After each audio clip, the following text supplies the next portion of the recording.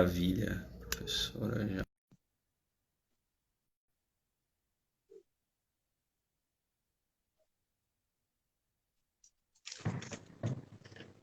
Beleza, pessoal. Estamos de volta aí, felizmente. Então, Larissa, é complicado porque você vai abordando vários pontos importantes e é normal, sempre ficam com assuntos ali que são muito interessantes, mas por conta do tempo a gente não consegue abordar, né? Mas queria puxar um link, Larissa, a respeito tem que pelo menos fazer uma relação a respeito da herança, do legado olímpico brasileiro, né, para os treinadores. O que ficou de bom? Existe alguma coisa relacionada à formação de treinadores pelo fato de a gente ter sediado os Jogos Olímpicos? A gente sabe que em termos de infraestrutura é bem questionável sobre o que foi investido e esse retorno agora dentro do Rio de Janeiro, né? E principalmente, o que a gente pode falar, né, a respeito disso? A gente consegue ter um saldo positivo, apesar de ter feito as Olimpíadas, ter sediado as Olimpíadas? É difícil falar em legado 4 anos depois dos Jogos Olímpicos, quando a gente não tem mais Ministério do Esporte, quando a gente não consolidou uma política esportiva, né? A gente perdeu duas oportunidades-chave. A primeira é de tornar o esporte um bem social para todas as pessoas, né? A partir do fenômeno dos Jogos Olímpicos, a gente não fez isso no Brasil corretamente.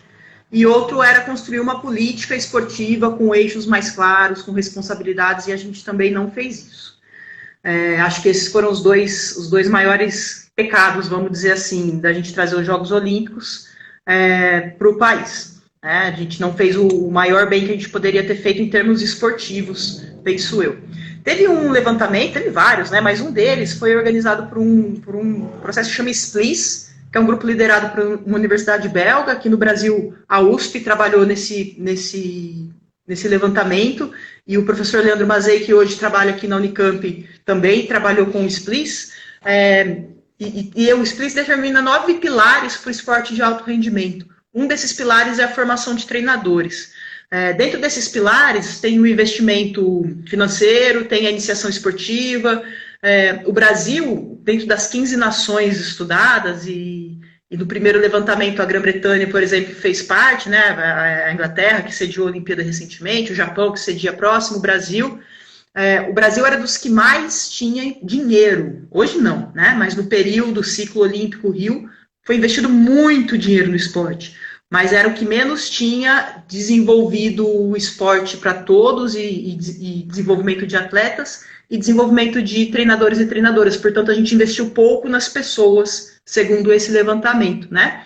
O que ficou de bom, a gente tem hoje o Instituto Olímpico, né, que tem alguns programas para as escolas de treinadores, sobretudo para aqueles de alto rendimento e para algumas modalidades. Então, ele acaba atendendo poucas pessoas, mas é um ganho, é um legado, né? Acho que o curso tem algumas prerrogativas ainda mais tradicionais, né? Eu só conheço ele de fora, não conheço ele de dentro, mas conversando com pessoas que fizeram, dá para ele remodelar um pouco a sua característica, né? Não estou nem falando de currículo, estou falando de abordagem mesmo dos treinadores, porque se você traz os melhores para estarem juntos, aproveitar mais a experiência do pessoal, acho que é algo importante.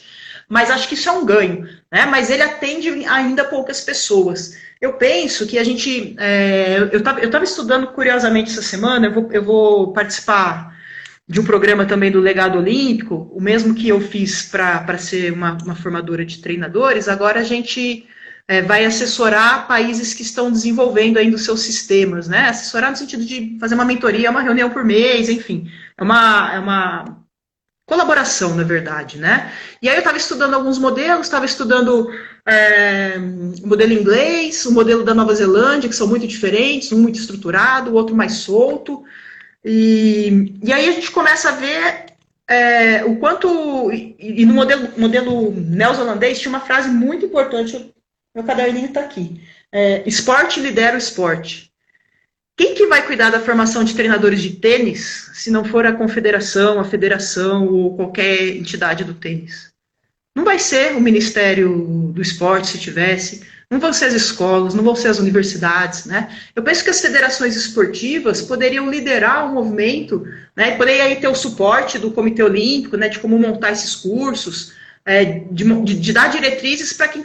Mas o nosso país é muito grande, como você falou no começo. Talvez se as confederações tivessem o suporte do Comitê Olímpico para oferecer diretrizes para as federações nacionais, que vão montar cursos mais regionalizados, mais adequados com a realidade, né, de cada estado do país, acho que esse seria um modelo interessante para a gente pensar, mas que a gente está muito longe. Agora, não tenho dúvidas de que as federações e confederações, se elas primam pelo desenvolvimento do seu esporte, né, a gente tem o melhor esporte quando a gente tem melhores treinadores e treinadoras. Então, não tenho dúvidas de que as federações poderiam ter um papel bastante mais marcante do que tem hoje. A gente fez um levantamento em 2016, com 30 comitês olímpicos de inverno e verão, mais o programa do COB, e desses 30, 12 tinham algum tipo de formação para treinadores ou treinadoras e cursos muito diferentes, né? A gente vê que falta mesmo uma diretriz, e que falta muito esse tipo de oportunidade de desenvolvimento, né? A graduação, ela tem um papel de formação inicial,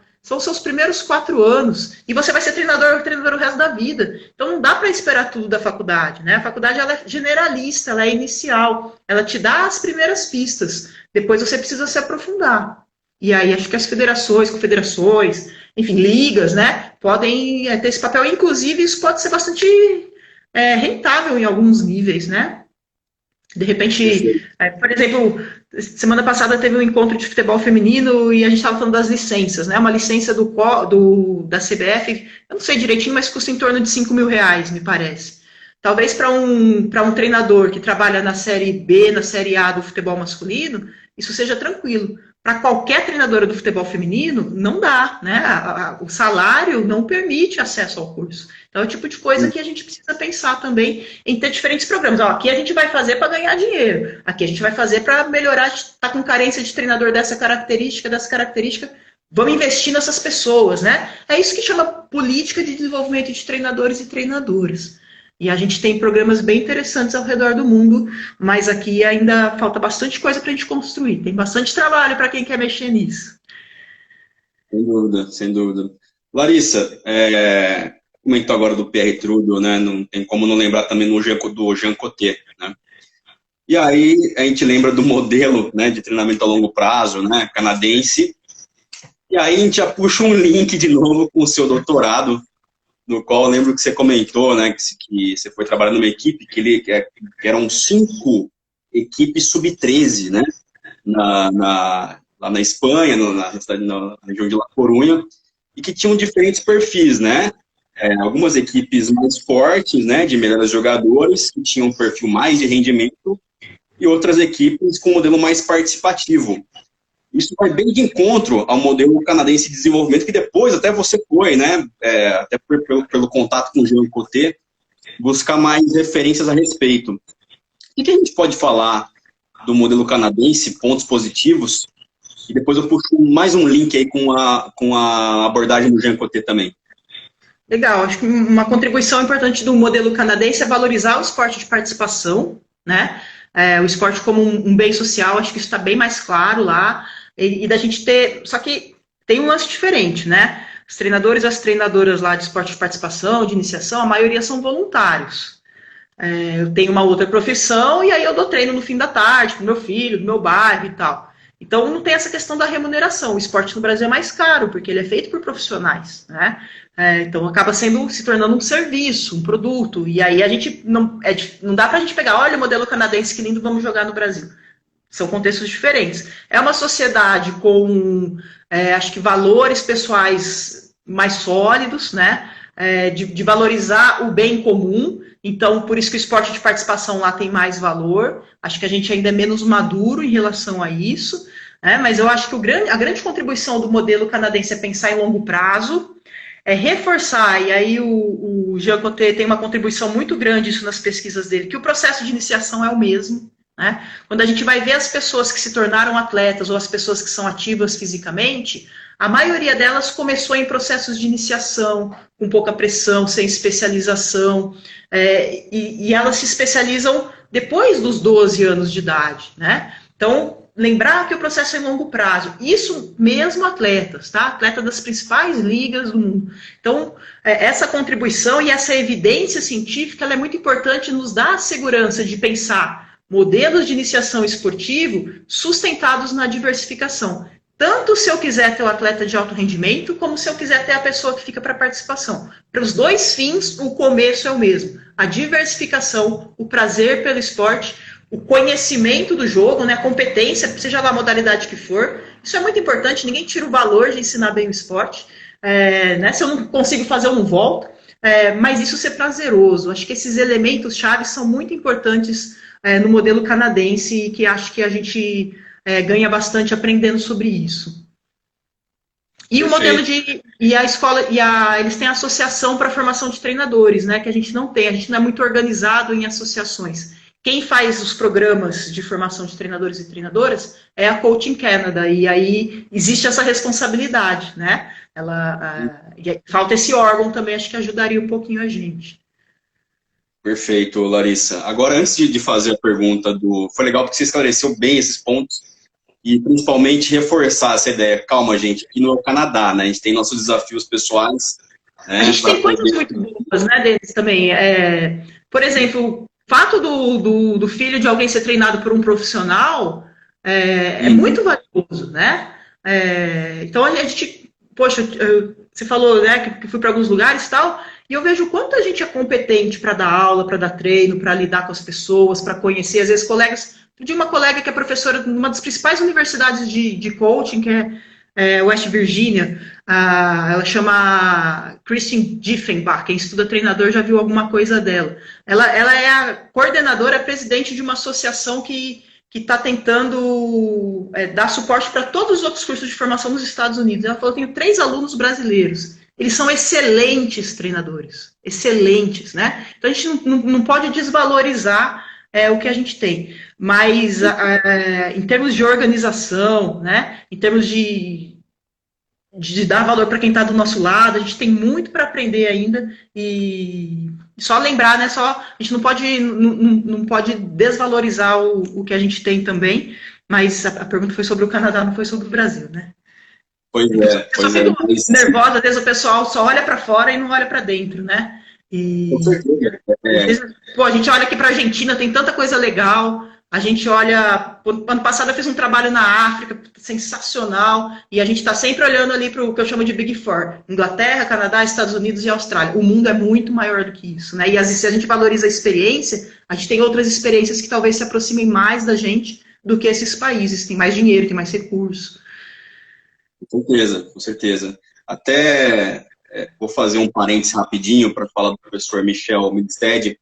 Acho que é o trabalho de mestrado dele, que ele comentou, né, a respeito fez esse estudo sobre os treinadores de voleibol no Brasil, e ele tentou achar, né, os parâmetros, né, de saber por que o Brasil é uma potência mundial no voleibol, sendo que tinha um processo assistemático, ou não tinha processo de formação de treinadores, né?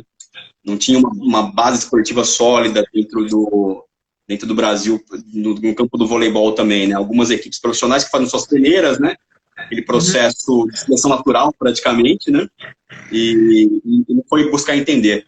E, por meio disso, ele encontrou a resposta, né? Por meio do trabalho dele, que foram os treinadores.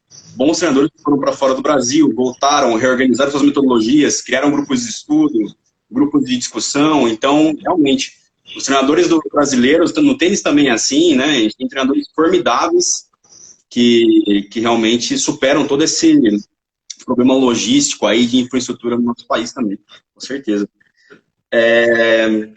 Agora, professora, fazer uma pergunta a respeito dessa abordagem coach transformacional, né? A gente entrou em contato, até o Jean Coté, quando veio para o simpósio de pedagogia de esporte da Unicamp, eu pude acompanhar, e a primeira vez que eu tive contato, né, com essa terminologia, essa importância do treinador ensinar as habilidades para a vida, né, e até faço um paralelo com um trabalho de um psicólogo importante dentro do tênis, né, que é o Jim Lower, né, que é um psicólogo conhecido, que treinou vários, supostamente pode assessorar 17 número 1 do mundo, né, e o Jim Lower tem um trabalho com a Johnson & Johnson, né, com 250 mil professores, né, esportivos, treinadores de alto rendimento e atletas. E com 250 mil pessoas perguntando quem eram as 3 pessoas mais influentes na vida dessas pessoas, né? E é um N absurdo, né? E 86% das pessoas, das 3 pessoas, pelo menos era um professor ou um treinador esportivo, né? Ou um professor de escola ou um treinador esportivo do clube, enfim. Então é interessante saber como é que o treinador, né, impacta a vida das pessoas de um jeito, de uma maneira que a gente vai guardar para a vida inteira. E o Jean Coté traz isso. E o que a gente pode falar, Larissa? Porque o Jean Coté ele não tem, propriamente dizendo, né, uma abordagem de ensino, né? Ele tem uma proposta de mediação da prática. Como é que é isso, em Minas Gerais? Isso, legal esse toque que você deu, né? O Jean, ele trabalha muito na perspectiva da psicologia do esporte, né? E vai olhar muito para esses elementos mais psicológicos. Vocês não vão ter a chance de fazer uma clínica na quadra com o Jean, não é isso, não é esse o papel dele, né? Até esse ano, em janeiro, antes do corona, eu tive no Canadá. E eu que dei aulas práticas sobre engajamento no esporte, né? Porque essa é a minha praia. Então a gente pegou a teoria e transformou em uma aula prática para os alunos lá da Queen's University. E o que é essa ideia da teoria da liderança transformacional? O Jean Coté trabalha muito a partir da psicologia positiva, tem uma série de outras teorias ou propostas que brotam daí, né, das habilidades para a vida, das life skills, que vai pensar em valores, em condutas e reforçar isso e tendo o esporte como um ambiente favorável para isso, né, e ele trabalha com a linha da liderança transformacional. Tem várias teorias sobre a liderança, mas tem 2 que andam mais em conjunto aí, né, dentro dos estudos e tal, que é a transacional, em que aquela mais tradicional, mais dura, né? Se a pessoa erra, você pune, se a pessoa acerta, você reforça, e a transformacional, em que você vai justamente tentar transformar comportamentos, não porque sim, né? Mas para que as pessoas compreendam. E o que o Jean tem defendido a partir desses últimos estudos dentro da teoria transformacional é que às vezes você mudar um pouquinho o que você fala, o tom da sua voz gera um impacto muito grande. Por exemplo, eu fui fazer um saque, né? E aí eu saquei e eu errei. E aí o Denis me fala, nossa, você não acerta mesmo nunca, hein? Burra. Qual que vai ser a minha experiência e qual que vai ser a minha atitude no próximo saque, né? Se eu errar um saque e você falar, nossa, por que você errou? Ou, e se você arrumar a sua mão, né? Então, às vezes, uma pequena palavrinha, né? Ou ao invés de eu gritar, se eu falar com um tom de voz mais adequado, não adianta também com voz, nossa, como você é burro, meu querido, né? Também não ajuda. Mas, aí vão ter 2 coisas, né? A gente tem o treinador preguiçoso, que aí você pode dar algumas dicas, e você dá essas dicas curtas para errar menos, e você tem o treinador estudioso, né, que vai tentar entender o que está por trás dessas falas mais adequadas e de compreender o desenvolvimento psicológico das pessoas, né? Então a gente sugere que a gente não seja preguiçoso e estude um pouquinho mais. Nos últimos, tem outros autores, né, Vela. O ano que vem, se o Covid deixar, em março, Floripa vai organizar um simpósio sobre desenvolvimento positivo no esporte, e vão vir alguns pesquisadores interessantes dessa temática. Fiquem de olho no pessoal do NUP Floripa, que ia ser agora em agosto, tá para março, vamos ver como é que as coisas caminham, né? Mas a ideia é essa, né? É você investir numa comunicação acolhedora, uma comunicação sincera. Também a pessoa errou, ai que bonitinho, errou, não é isso, né? A gente sabe que o erro é parte muito importante do processo, né?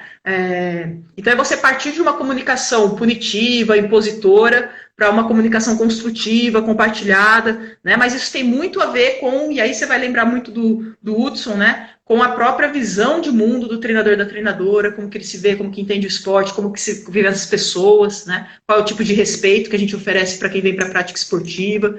A gente volta lá para o começo da conversa e para a questão intrapessoal, né? A ideia da comunicação, ela é uma competência interpessoal, mas se eu sou inseguro, a chance de eu ter uma comunicação mais rígida é maior, né? Porque se eu não seguro, eu vou falar, faz assim e fica quieto. se eu tenho segurança do que eu estou falando, eu diálogo e eu argumento. Né? Acho que isso tem muito a ver com o Brasil que a gente vive hoje, inclusive. Pois é, pois é. Tem um treinador, Larissa, não sei se você vai lembrar dele, que é o Nikolai Karpov, que foi o treinador da União Soviética de voleibol, né? E depois, em 2002, se não me engano, foi medalha de prata com a seleção, considerado vários anos melhor treinador do mundo de voleibol, enfim, né? Isso desde a década de 80, né? Ele construiu uma trajetória. E uma vez o Esporte Espetacular fez um pequeno documentáriozinho, né? Porque ele é um treinador extremamente impositivo, né? No sentido de gritar o tempo todo e falar com as jogadoras de uma maneira bem, bem dura, né? E os relatos das jogadoras, mesmo as que pararam de jogar, né? É que elas amavam ele, adoravam aquele treinador, né? E ele teve também bastante sucesso, se a gente for falar em termos de resultado, né?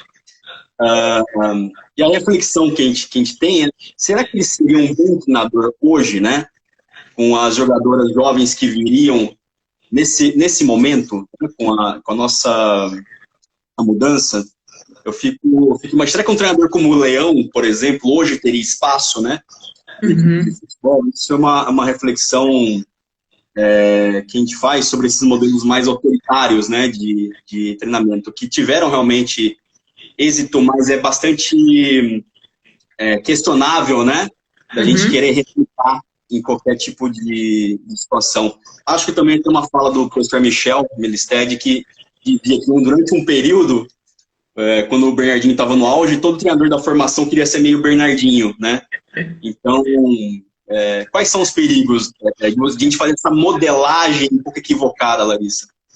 É importante a gente, né, respeitar também as características pessoais das pessoas, desde que você não seja antiético, se você for mais enérgico, né, ou mais... Isso pode acontecer, né? O pessoal fala, professor, treinador ex-boleiro ou acadêmico? Estudioso ou que fala bem? Primeiro é importante a gente separar as pessoas entre competentes ou não, né? As interessadas no desenvolvimento de atletas, que são pessoas, ou a desinteressada no desenvolvimento dessas pessoas. Acho que a primeira separação é ética, né? Dentro do respeito e da ética, a gente pode ter diferentes estilos. Então a gente precisa... a modelagem ela é muito perigosa, assim. A gente aprende muito com outras pessoas, mas a gente não pode fazer só porque alguém fez comigo, né? Ou porque foi bom comigo. Tem um ditado popular, né? Faça com o outro o que você gostaria que fizesse com você. Acho que também é um ditado muito perigoso, né? Porque você tem as suas características, o outro tem as vezes, tem que tentar fazer com o outro aquilo que aquela pessoa se sentiria bem, né? Mas às vezes também a gente não sabe o que a gente não sabe. Então, o treinador ou treinadora, além de oferecer aquilo que a pessoa quer ou precisa, também tem que desafiar e provocar para algo que ela ainda não percebe, que ela não tem, né? Então, a gente também não está sempre entregando as coisas que as pessoas querem receber. A gente está lidando... O esporte, Por que o esporte é tão fascinante? Porque ele mexe com os nossos sentimentos mais profundos. E quem media isso são treinadores e treinadoras, né? Por isso que essa conversa com a psicologia faz muito sentido, né? Essas coisas vão se amarrando.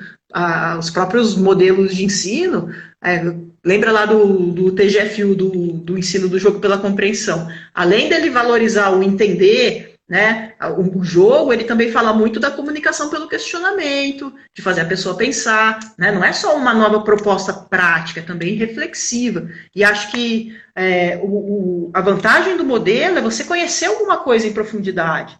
A desvantagem é você repetir sem a reflexão. Qual é o meu contexto? Quais são as minhas pessoas? Qual é o nosso objetivo? Quem sou eu? Né? Então, a gente precisa passar por esse processo reflexivo, por esse filtro e ir construindo essa prática que faz mais sentido para as pessoas com quem você trabalha e para aquilo que você se reconhece também, né? Perfeito, perfeito. Muito legal. Eu acho que você falou uma palavra importantíssima, que é o filtro, né? É ter essa capacidade reflexiva aí para poder saber o que é bom para você, né? Saber o que encaixa. E aí, Denis, até para concluir, a gente também aprender com os outros, reflexão, tudo isso é muito importante, mas a gente tem que ir para níveis mais profundos, né? Tem que ler, tem que estudar. Ai, que preguiça, tem 10 páginas, fera.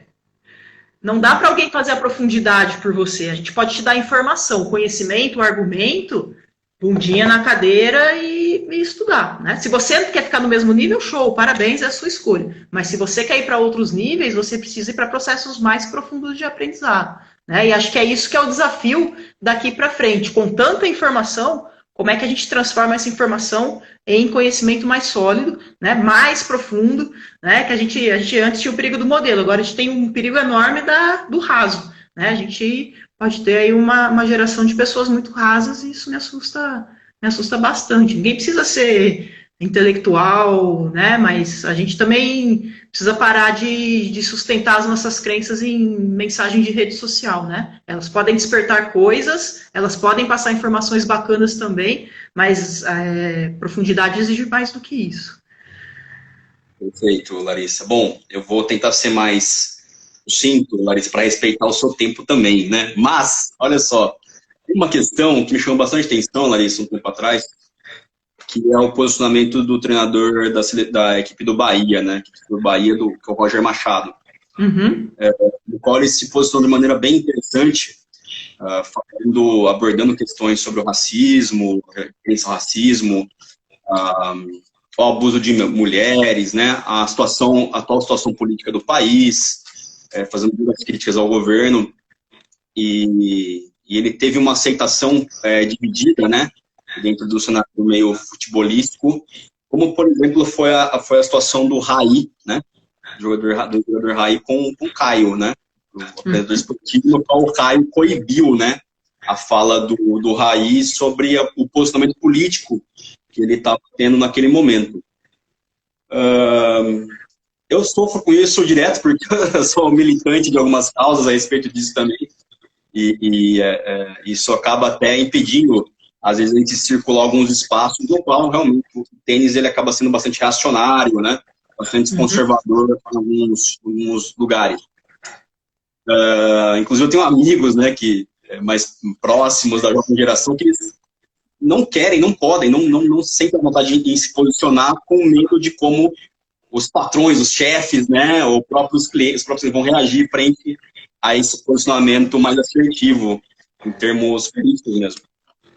Como é que você enxerga essa coerção, Larissa, que está acontecendo hoje em dia, uma vez que a gente está passando por um momento difícil de negacionismo, de desprestígio da universidade pública, né, do conhecimento de maneira geral? Como você analisa todo esse cenário? E a vida difícil do treinador esportivo, né? Agora vamos partir para um lado mais pessoal, né? Não são temas agora que eu estude, mas seguramente eu posso me posicionar e trazer as coisas que eu penso. Eu acho que os últimos anos têm mostrado muito para a gente, de forma mais clara, a sociedade que a gente tinha, né? Até uns 4 ou 5 anos atrás, a gente ainda podia, ou se a gente quisesse, tentar acreditar no mito do brasileiro como povo bacanão, acolhedor, que todo mundo que vem para cá é bem recebido dava. Agora não dá mais. Eu acho que o processo da última eleição, ele não só polarizou, como ele mostrou o quanto o Brasil é tradicional, né, o quanto nós temos medo da mudança, o quanto nós temos grupos que estão no poder, que querem se manter no poder e não gostariam que outros grupos tivessem os mesmos acessos. Enquanto a gente tiver sempre os mesmos grupos tomando as decisões, a gente vai ter sempre os mesmos grupos tendo acesso às coisas mais valiosas, né, dentro da sociedade, seja dinheiro, seja prestígio, seja poder, seja emprego, seja comida, né? E agora, quando vem a pandemia, isso tudo fica absurdamente escancarado, né? Eu sou do grupo dos mais privilegiados, eu estou trabalhando, o meu emprego permite fazer isso de casa da melhor maneira, lógico que não. Como é que você dá um curso de ciência do esporte do computador? Horrível, mas é possível. Eu tenho a segurança de trabalhar da minha casa. Por hora ainda não teve prejuízo de salário, né? Mas para que eu possa estar aqui, tem um monte de gente lá na rua trabalhando agora, né? Semana passada a gente fez uma live com pessoas de diferentes estados, né? E todos os professores que são doutores ou doutorandos. E aí a gente falou, era uma mulher, 5 caras, todos nós brancos, porque é o perfil de quem chega na pós-graduação, né? Então, só a composição da mesa já revela uma série de problemas que a gente tem, né? E problemas históricos. A gente é um país de injustiças históricas que se reforçam e que muitas pessoas preferem que fique dessa maneira. Se a gente tivesse o mínimo de equilíbrio a gente teria bem menos situações tão lamentáveis como a gente está vendo aqui, né? E a gente tem também uma população com pouco acesso à educação, né? Quando vem uma situação que a gente depende de educação, pessoal, mas qual que é o mistério do Japão? Educação, o pessoal sabe lavar a mão, o pessoal tem chuveiro em casa, o pessoal tem saneamento básico, o pessoal não usa calçado em casa, a gente não tem o mínimo aqui nesse país, né? Para grande parte das pessoas. E às vezes a gente que tem isso esquece o privilégio que é ter o básico, né? E nesse país não tem. E aí, para pegar as polêmicas aí de Raí, do Roger, eu jamais vou reduzir um fenômeno social com potencial do esporte a entretenimento, né? Jamais. É a mesma coisa que reduzir a arte a entretenimento. Jamais. Quem for fã do Thiago Leifert, boa sorte. Esse não é o mundo que eu quero, esse não é o esporte que eu acredito. Né? O esporte, ele é um dos fenômenos com mais potencial de mobilizar as pessoas, justamente porque ele tem esse fascínio. Né? Então, a gente pode ter duas opções, né? De aproveitar para reforçar coisas que já existem, ou de aproveitar para tentar mobilizar coisas novas dentro da sociedade para mais pessoas. Né? Você deve lembrar do caso do apresentador lá da Rede Globo, do Jornal da Manhã, Rodrigo alguma coisa, que ele encontra um atleta do polo aquático na entrevista e fala, você é catador de bolinha do Pinheiros, lá meu brother que treina comigo, né? Porque um cara negro para ele é catador de bolinha, jamais vai ser um atleta do Clube Pinheiros, que eu sou sócio desse clube, como é que vai ter um cara desse, né? Então, eu não sei o que é isso, você deve viver, você já falou, você vive isso todos os dias da sua vida, né? E a gente tentar ampliar as representatividades, né? E tomar muito cuidado também, porque às vezes quem consegue chegar também teve tanta dificuldade, né? Que quando chega, acaba reproduzindo comportamentos que sofreu. Por isso é o perigo do modelo em qualquer nível, né? Poxa, fui tão massacrado que agora que eu tô aqui, eu também quero me lambuzar desse negócio, né? Então a gente tem que ter muito claro os princípios que nos guiam nos lugares que a gente está, né? E a partir desses princípios e tendo as atitudes que são mais coerentes, né? Então eu vejo o esporte como pessoal, a frase da moda ali no Globo Esporte não é mais que um jogo, eu discordo. É justamente porque ele é um jogo que ele é tão poderoso, né? Esse é o encanto e é o fascínio do esporte. Então vamos promover esse jogo para mais pessoas, para todas as pessoas. E que elas não só vivam, mas que elas aprendam a conviver a partir desse ambiente tão potente, né? Potente para qualquer lado. Então, como treinadores e treinadoras, que a gente possa potencializar para esclarecer, para entender, né? Só para fechar, um último exemplo, eu que estou com horário e eu que fico falando, né? A gente tem que dar uma disciplina de história. Aí a gente resolveu pôr um tópico de esporte e mulheres na disciplina de história. E aí no outro ano, e a gente começou com as políticas assertivas, inclusivas da Unicamp, que começaram a mudar um pouco o perfil dos estudantes. A gente tinha pouquíssimos alunos e alunas negros. Agora, na turma do ano passado, acho que a gente tinha 10 de 60. Não representa a sociedade, mas já representa um avanço maior perto do que a gente tinha, né? E aí os alunos falaram, por que a gente não fala da história dos negros no esporte? Lógico, eu ia demorar muito mais para identificar isso, né? De mulher eu identifiquei rapidinho, mas do negro eu ia demorar, né? E aí é a questão da gente ouvir as pessoas que têm histórias diferentes da nossa e valorizar. Então, aí a gente começa a trazer os elementos históricos que sustentam o cenário que a gente vive hoje, né? E aí é aquela história de eu não só reproduzir, mas eu tentar entender o que acontece para poder me posicionar de uma forma mais coerente, né? A partir dos fatos e a partir das minhas crenças. A gente não apaga as crenças e a gente tem que tentar não... tentar usar os fatos a nosso favor, mas tentar usar os fatos para entender o cenário, né? Muito bem, perfeito, Larissa. Bom, eu gostaria de fazer muito uma pergunta a respeito sobre as treinadoras, né? Sobre o vácuo que a gente tem de formação de treinadoras no Brasil. Eu acho que até realmente ali que é um problema de sexismo, realmente. A gente consegue falar alguma coisa a respeito, Larissa, sem te quebrar? Quando acabar a quarentena, eu vou comer uma pizza em Limeira, em Paulínia, e já te pago a que eu te devo quando você vem em Limeira e fica tudo certo. Maravilha. Sabe por que eu tô falando isso? Eu estudei com a Júlia Barreira, né? A Júlia Barreira, hoje está fazendo o doutorado dela, falando sobre futebol e tudo mais, né? Você estudou com a Júlia?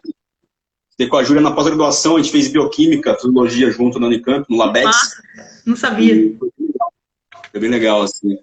E foi bom para mim, para saber que eu não me identifico com as áreas duras da educação física, né? Que eu sou das humanas.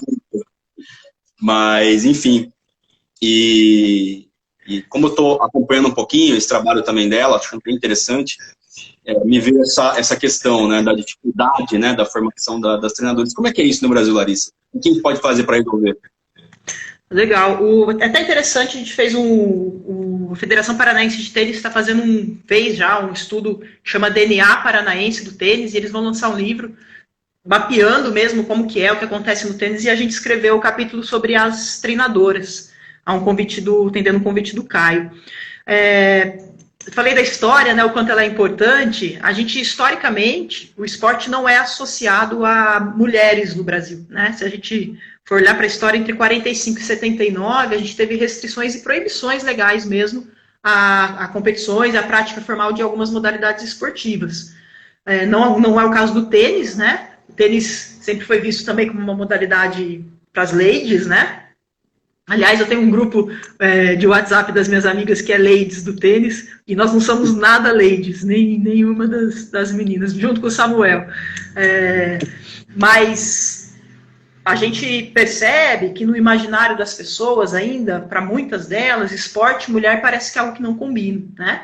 Porque, de fato, não era estimulado. Se a gente pegar o movimento olímpico, ele não foi feito para mulheres, ele foi feito por homens e para homens, e os documentos, a gente também escreveu sobre isso, junto com o Serginho Giglio, da Unicamp, do Ludopédico, o quanto os documentos olímpicos reforçam e dizem com todas as letras que, né, as mulheres não eram bem-vindas, isso não era adequado ao corpo feminino e tal. E por mais que a ciência tenha mostrado que essas crenças estavam equivocadas, né, no imaginário popular ainda ficou muito forte de que esporte não é para mulher. Então, se as mulheres tiveram, até 40 anos atrás, empecilhos para praticar, imagina para vislumbrar uma carreira profissional, para fazer disso a minha profissão de treinadora, né? Então, existe essa dificuldade do cenário social e histórico mais amplo, e existe esse pensamento que ainda fica muito forte na cabeça de gestores, seja consciente, seja inconscientemente, porque a maioria dos gestores também são homens, né? E então eu não penso em políticas para um grupo que não me afeta, que eu não penso.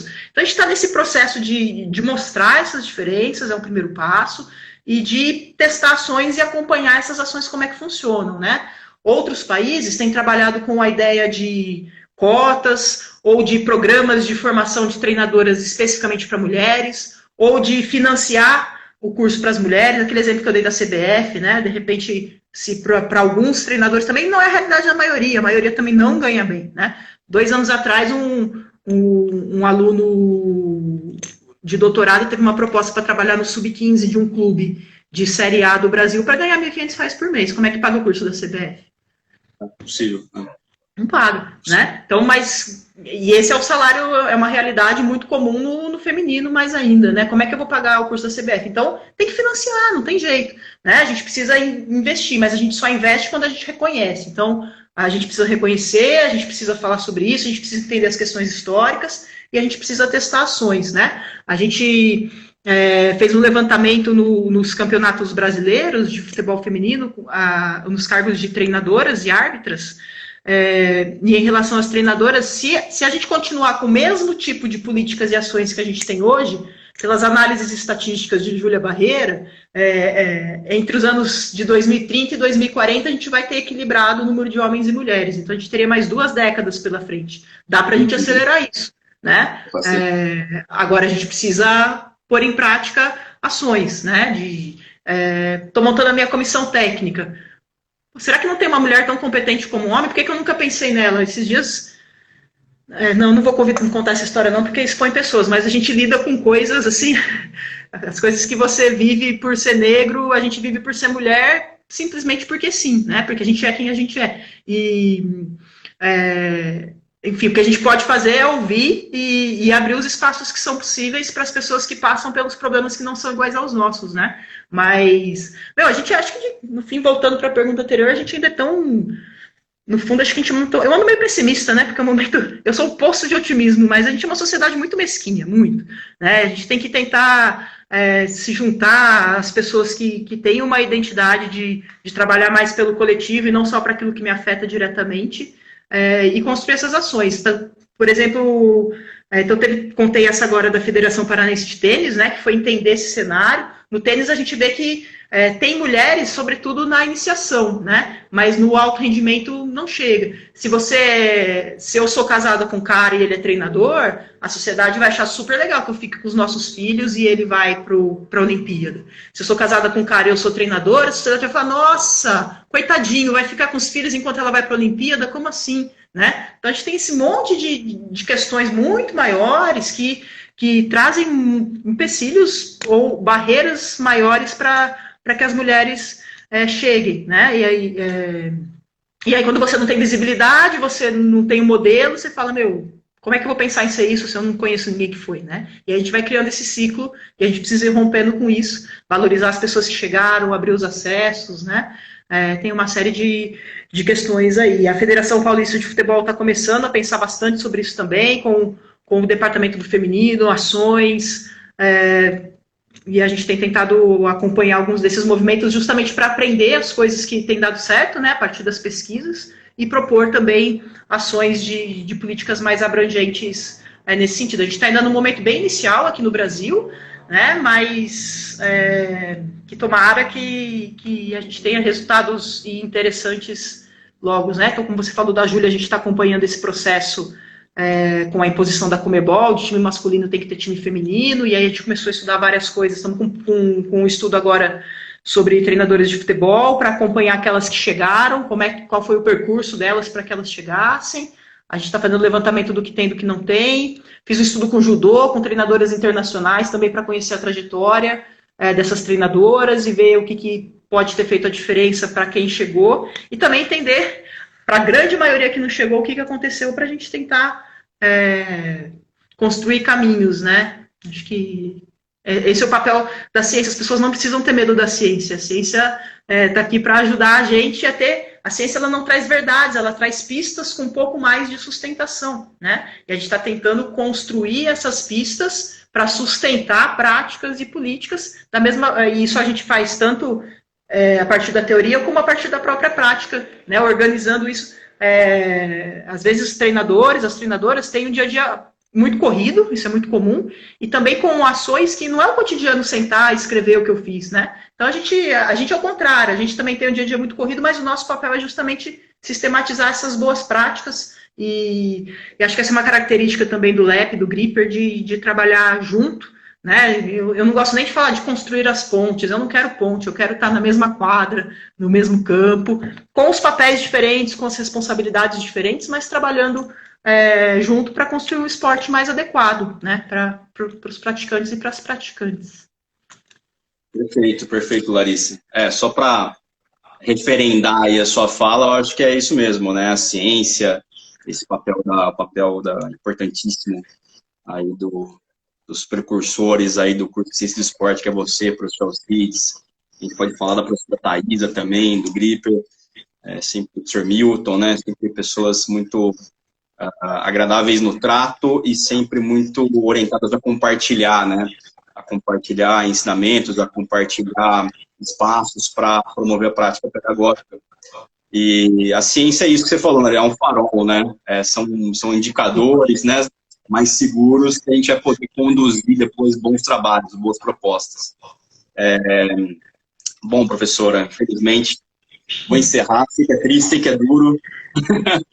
Mas, queria falar que, de novo, né, uma pena que você não pôde ficar os 4 anos com a gente durante o período da graduação, foi muito curto, mas sempre acompanho seu trabalho à distância, você vê que eu sei meio que sua ficha aí, né, Larissa? O que você fez na vida. Sabia de coisas que nem eu lembrava mais. O professor, a gente ficou surpreso também, né, porque a gente tem uma admiração, realmente, e são pessoas que ajudaram muito a gente no período inicial, que faz toda a diferença. Eu falo que o primeiro ano da graduação é tudo. Você vai definir a sua vida ali, realmente, como que você vai ser, como que você vai comportar. Você vai se comportar profissionalmente depois, nos próximos 20 ou 30, sei lá, né? Com aquelas pessoas que vão te impactar de uma maneira muito positiva. Eu tive essa sorte, né, de ter você, ter o Hiller, e ter outras pessoas importantíssimas ali que puderam ajudar a formar esse arcabouço profissional, né? Uma coisa que eu falo, hoje a gente dá os treinamentos do Instituto Franco Brasileiro de Tênis, né, pelo através do Lohan Felipe, que é um grande mentor também. As pessoas às vezes querem saber, né? Ah, mas o que é um estudo? Eu falei, olha, você quer saber um pouco mais de mim, você tem que estudar quem me formou. Né? Se você estudar quem me formou, você vai ser bom, tenho certeza. Aí, fatalmente, eu tenho que indicar os materiais que vocês produzem, né? Então, eu fico sempre muito feliz, sempre muito seguro de fazer essas observações, porque eu sei que é um tiro certo. Larissa, um grande prazer novamente, é sempre muito bom falar com você. A gente tem que diminuir esses lapsos de tempo. Hoje me sinto muito mais à vontade, tá? Para poder dizer que eu nunca me dediquei necessariamente a pensar num projeto de mestrado. Eu estava falando com o professor Alcides esses dias, né? Porque na minha cabeça tinha tanta coisa para resolver no tênis ainda, tanto problema metodológico que a gente não resolvia, né? Dentro da nossa prática pedagógica, nossa estrutura de academia, de escola, que eu nunca nem pensei seriamente sobre isso. Mas estou começando a pensar, estou começando a projetar, então me aguardem aí. Em breve eu estou entrando no meio acadêmico, pessoal. Já tomei essa decisão. Olha lá. Não, declarou na live, hein? Está registrado. Já está registrado. Eu quero agradecer também, assim, a gente que é professora, né, não tem nada melhor do que a gente ver os nossos alunos brilhando. Eu também tenho te acompanhado, e toda vez que você vem aqui e conta do seu trabalho, a gente aprende muito. E você pegou a etapa, eu brinco, o IASP, teve 4 lugares que eu trabalhei logo de cara, assim, que foram meus clubes formadores, né? Então, eu também estava aprendendo a ser uma professora, e ter tido alunos como você seguramente foram muito impactantes e importantes na minha formação, nos meus primeiros anos.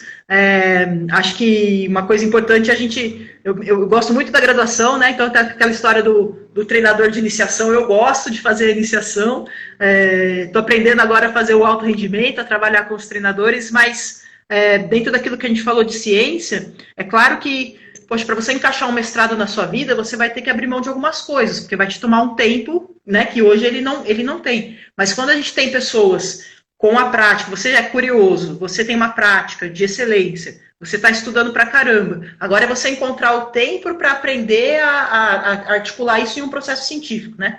E eu tenho certeza que você já sacou 1000 problemas que um projeto de pesquisa de mestrado poderia ajudar a resolver. Então, espero aí agora, você já declarou publicamente, acompanhar em breve os seus passos também como um futuro mestre, também na academia, para além do tênis. Tá certo, muito bom, Larissa. Nossa, com certeza, vou deixar no GTV, vou mandar para o YouTube. Olha, gente, lê a professora Larissa, que tem até um ensejo de jornalista, né? Vocês não sabem disso, mas ela era para ser jornalista, para além da educação física. É sempre um deleite, né? E falar com ela é sempre muito bom. Larissa, vai estar salvo, eu vou mandar para o mundo nossa live. Você autoriza, né? Legal. Sim. Tá bom. Grande beijo, professora. Até mais. Beijo, Denis. Até.